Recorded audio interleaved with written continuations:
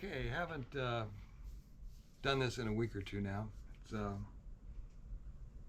uh, January 4th, 2025.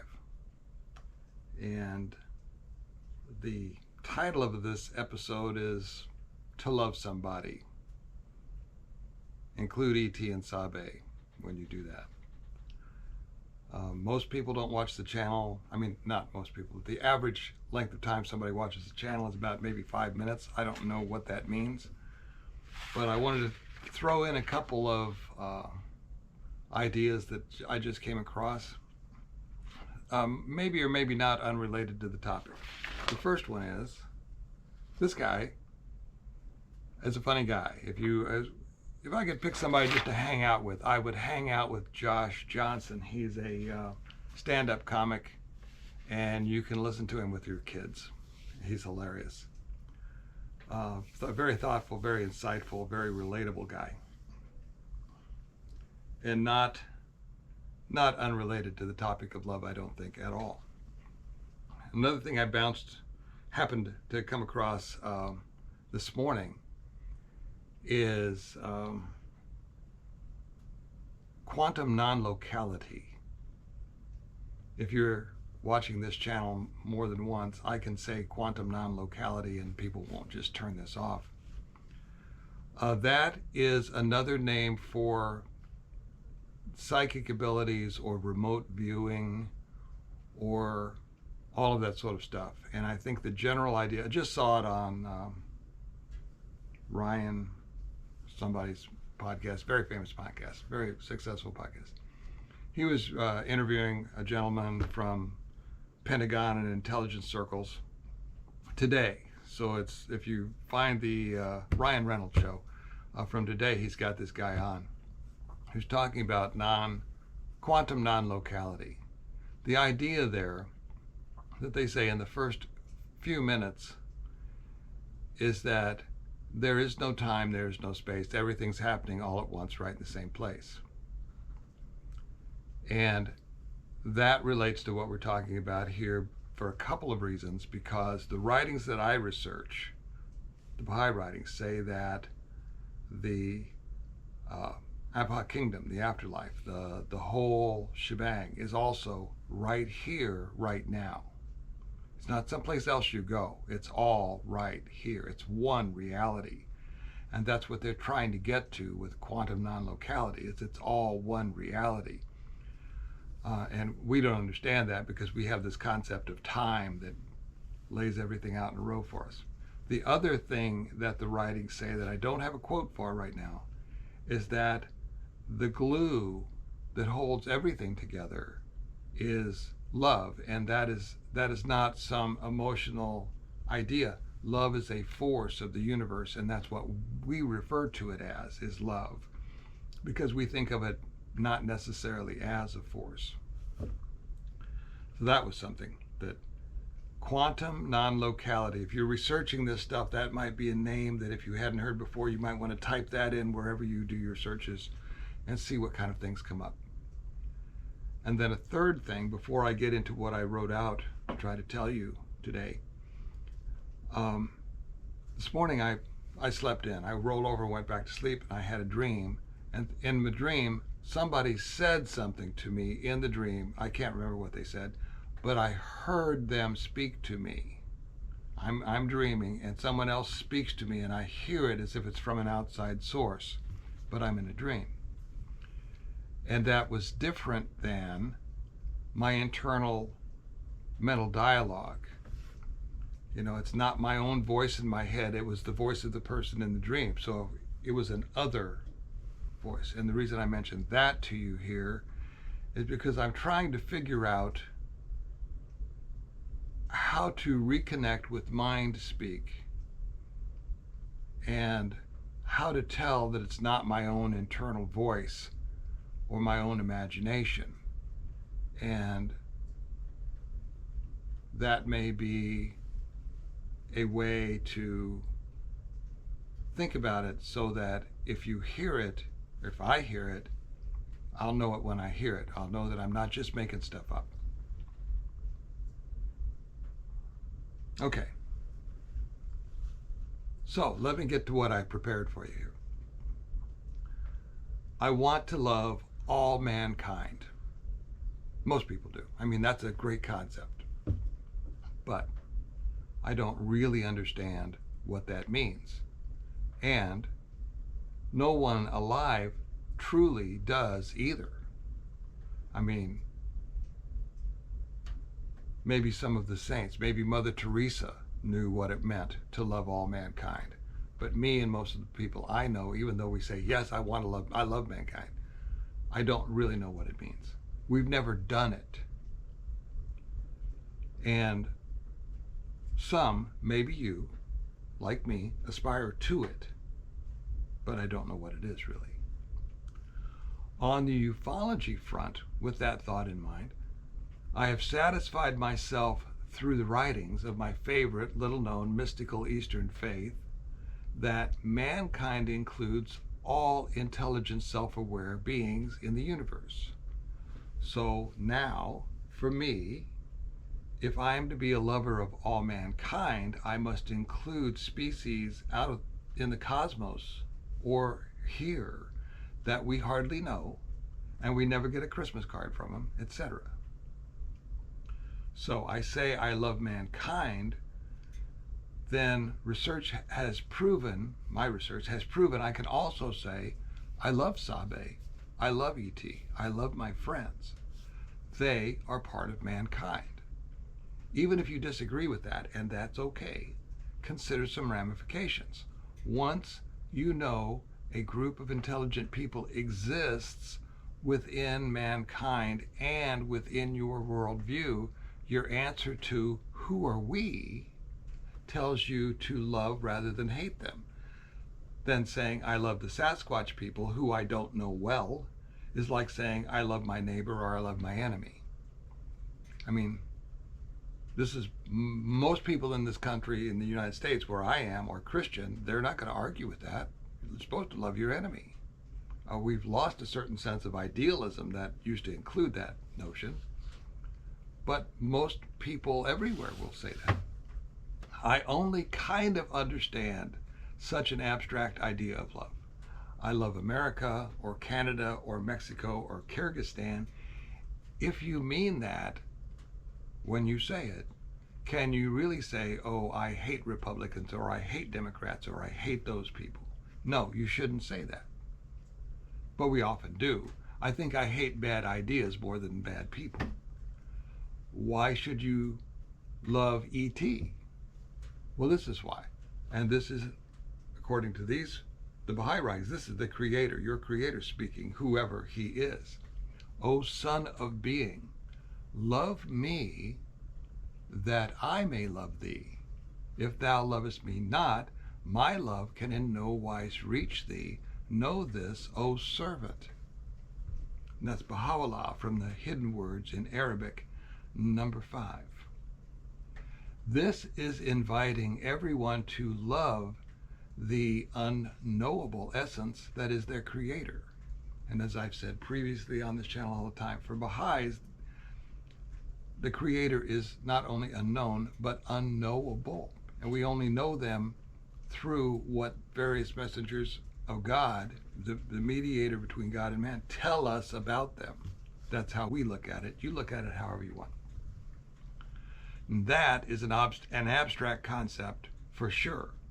That is also real. It is a deep pool. It is like quantum non-locality. There is it, and the reason that I'm fascinated with this idea at the moment is I had a conversation with a cousin who told me that at the quantum level within the atom even, and with maybe not within the cells, but within the atom, when things need to move around within an atom or within a cell, there are nanotubules, little tiny nanoparticles that get the information or sustenance from one place to another, or the message from one place to another. And they don't do it by shifting the pathways or building the pathways. They snap from position to position within you right now to make this all happen in a quantum manner. So this quantum entanglement thing goes on within our bodies. Science has proven that. They just when they need to be over here, they just are. And when they need to be a different way, they just are suddenly. And so if the glue that holds all of that together and functioning is the force of love, now we're onto something, because there will not be any math in this quiz. I like that.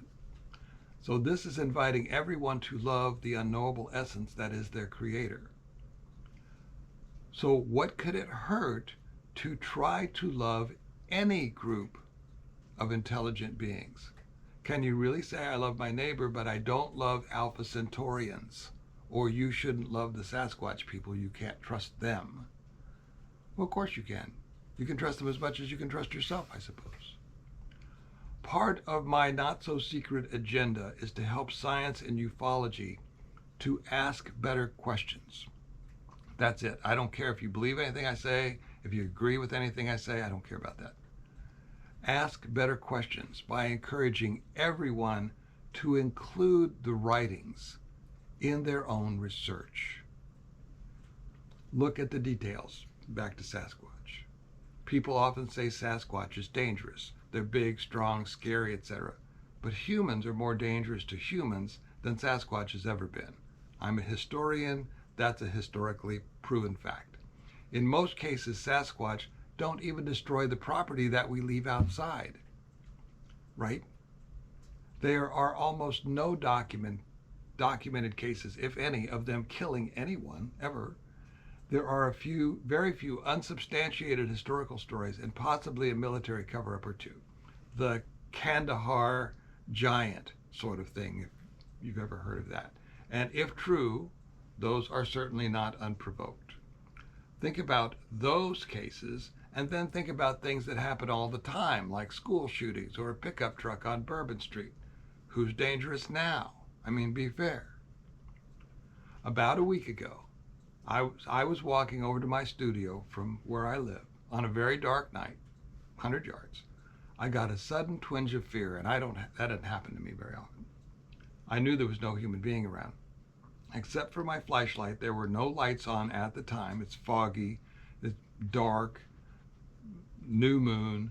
I stopped and I turned off my flashlight, my torch, if you will. I turned it off. And I basically held out my hands and I said, here am I, here am I. God is most glorious, Allahu Akbar. I love you and I mean you no harm.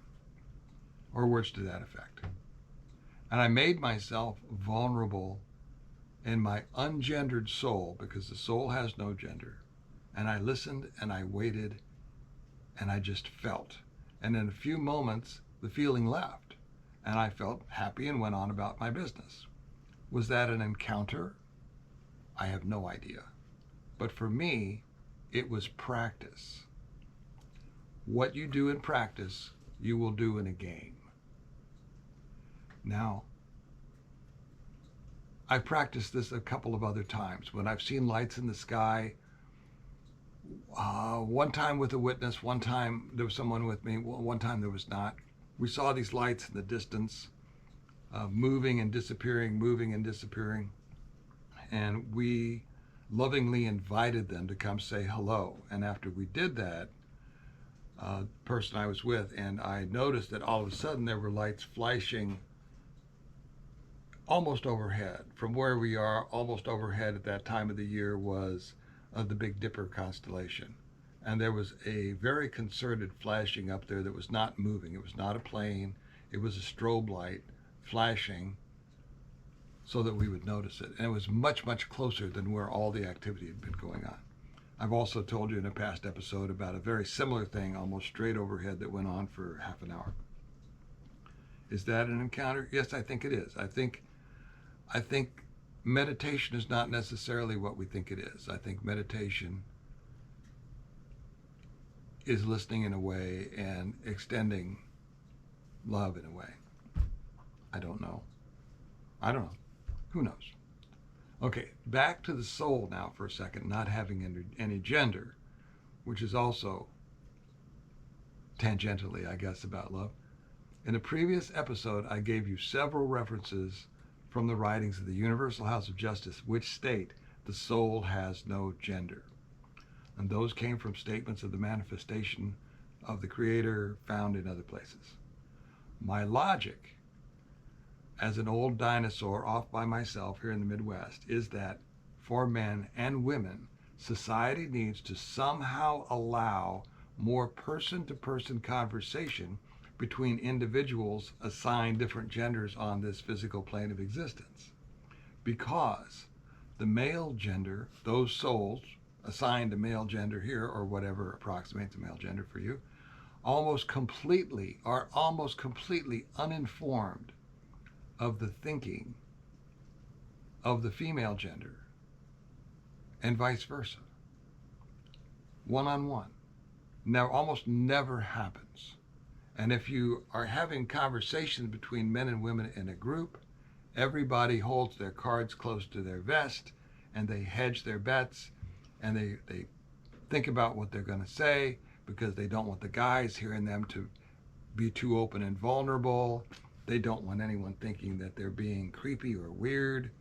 And so everybody is very careful about what they say, and you really don't have a heart-to-heart, other than with your spouse if you're married to someone of the opposite sex, so as we used to say, pardon me, but if you're married to a female and you're a male, other than that, when do you ever have a heart-to-heart? On a global scale, it almost never happens. Think about it. Think about the restrictive societies that there are in the world. We are not there yet. This has gone on for centuries or millennia across cultures and continents, and has probably never occurred in a situation where both souls understood that gender is merely part of the physical world. Because my guess is, if you've heard that, you may have heard that here first. I don't know. Most situations always include cultural norms, prejudice, taboos, fear of ridicule, etc. It is almost more likely that you will see a Sasquatch than you will sit down on a regular basis, one-to-one, for a heart-to-heart talk with a person of the other gender, a friend, other than your spouse.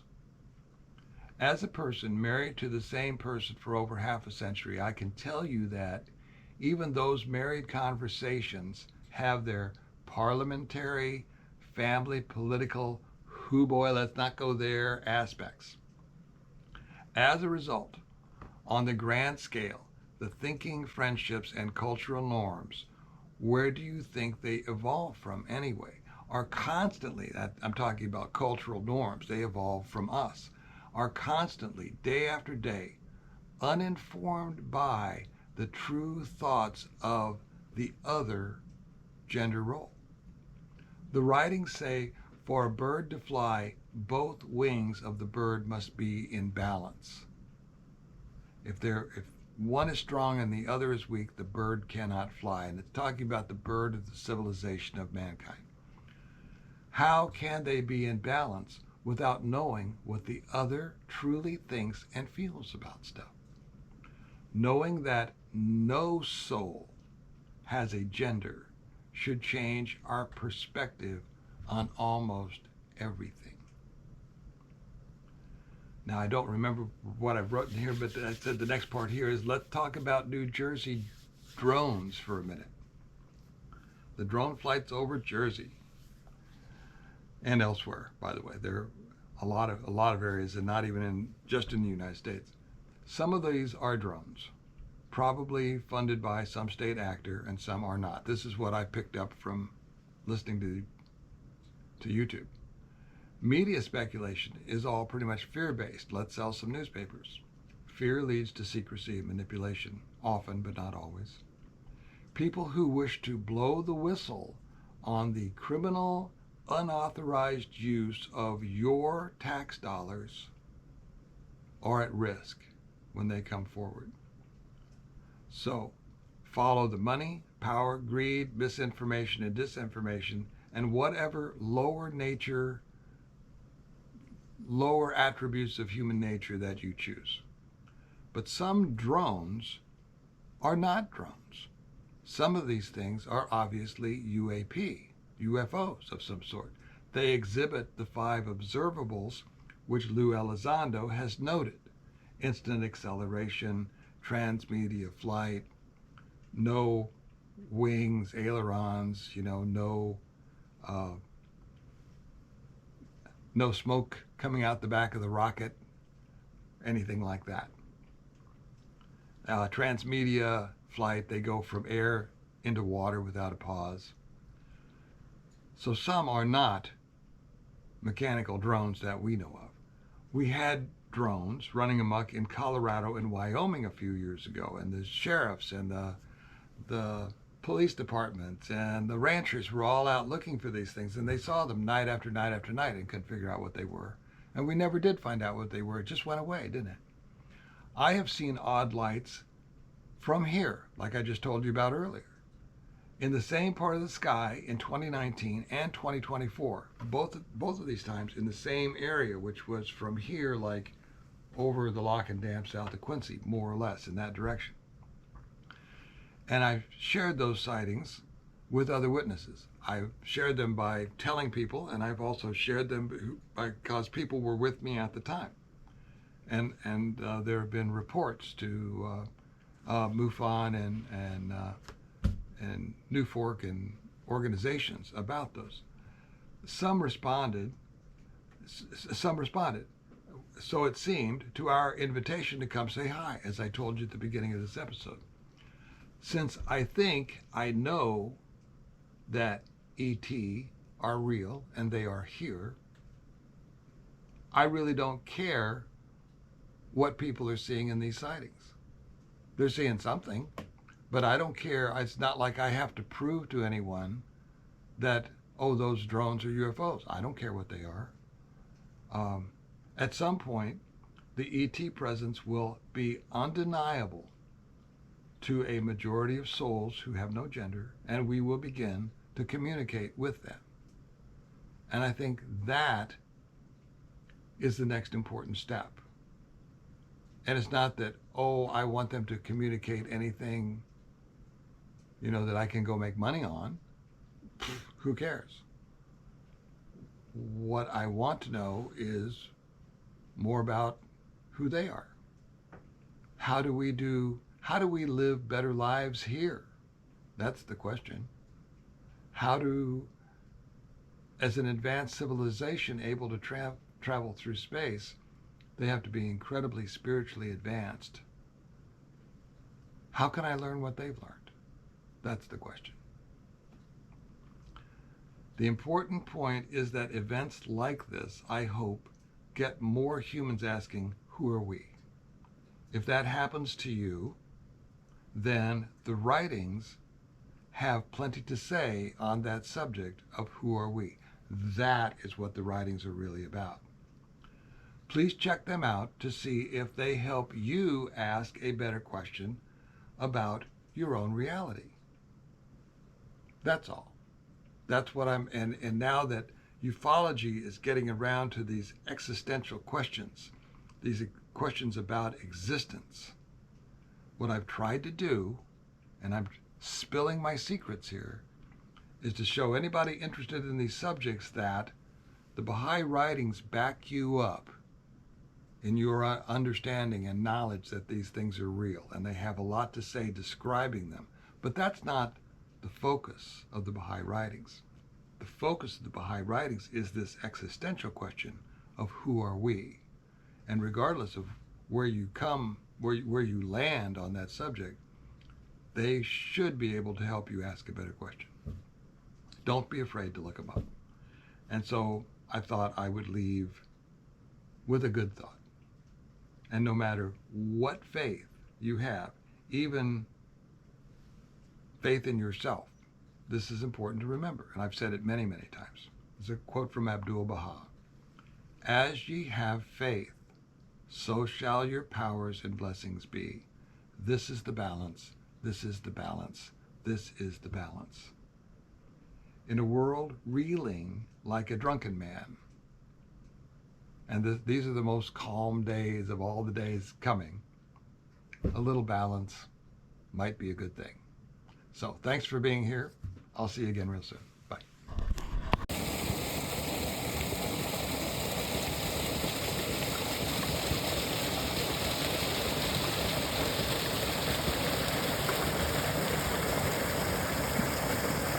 Super cool.